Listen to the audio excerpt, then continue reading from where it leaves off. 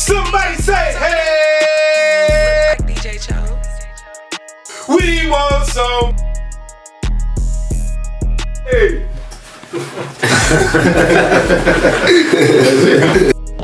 Nobody know this, but I was watching the Freaknik documentary, and like, I want to say like 12 years ago, I had a studio session with Uncle Luke. And the crazy thing is, I cashed him out. I had saved up me some money. At the time, I had a job. I was working at the grocery store. So I was stacking my bread. I was at PV. I had this song called Pop that Uncle Luke, we had sampled him on there. But me just being the artist I am, I always wanted to pay homage correctly. I knew I sampled him. I knew I had got some buzz, so I wanted to make it right and do a song with the creator. So something happened. It was like All-Star Weekend in Houston, and I had cashed him out. I got on the phone, called a couple people like, man, how can I get Uncle Luke to come to this session? You know, I'll pay. I want him on the hook. So I ended up paying, getting him to the session. He got to the session, and while he was in the session, he cooled him up. You know what I'm saying? He just started telling me like, yo, a lot of artists don't really pay homage. A lot of artists don't really do what they supposed to do. And as he's saying this, I'm like realizing that he really appreciate the fact that I came correct. So we end up doing the song that I booked him to do. But in the process, he just started rolling and just started giving me chants. Just started giving me hook ideas and just laying down records. And I was like, yo, he ain't gonna stop. Like, he finna give me a whole album if I'm not careful.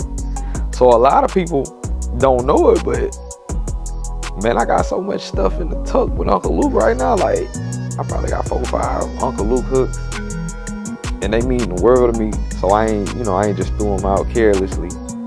But I got some Uncle Luke records, and anybody that know it, Uncle Luke, one of the greatest, man. When you think about Pop That, whether it's my version, whether it's the French Montana version, whether it's the Rick Ross Drake version, and everybody that know me knows that, you know, they kind of, I feel like they ripped my song. Pop that pussy, don't stop, don't stop. Pop that pussy, pop that pussy, don't stop. Pop that pussy, pop that pussy. Pop that pussy, pop that pussy. Pop that pussy, pop that pussy, don't stop. Pop that pussy, pop that pussy, pop that pussy, don't stop. Don't stop. Pop that pussy, pop that pussy, pop that pussy, don't stop. Pop that pussy, pop that pussy, pop that pussy, don't stop. Pop that pussy, pop that pussy, pop that pussy, don't stop. Pop that pussy, pop that pussy, pop that pussy, don't stop. Pop that pussy, pop that pussy, pop that pussy, don't stop. Pop that pussy, pop that pussy, pop that pussy, don't stop. Pop that pussy, pop. And that's cool, you know what I'm saying?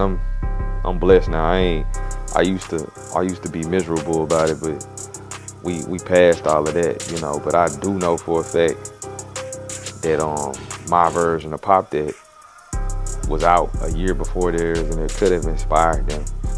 And when you need a hit bad and you ain't got no creativity, it's no telling what artists will do. You know what I'm saying? I see it all the time. Artists reach, steal, all kind of crazy things, man. So with all that being said, he was very appreciative that I came correct. And he told me about the other people who use his likeness and never come correct. So with all that being said, big salute to Uncle Luke, big salute to the Freaknik movie. I definitely watched the documentary and was watching it, like finally putting a visual to what I've heard about since I was a child. Almost like the Kappa in Houston, you know, we've heard about it, but I wasn't old enough to be there. But I was musically influenced by the Freaknik, Uncle Luke, everything they had going on. What about you? Was you any 90s babies out there that been hearing about the Freaknik since we was kids? Tap in.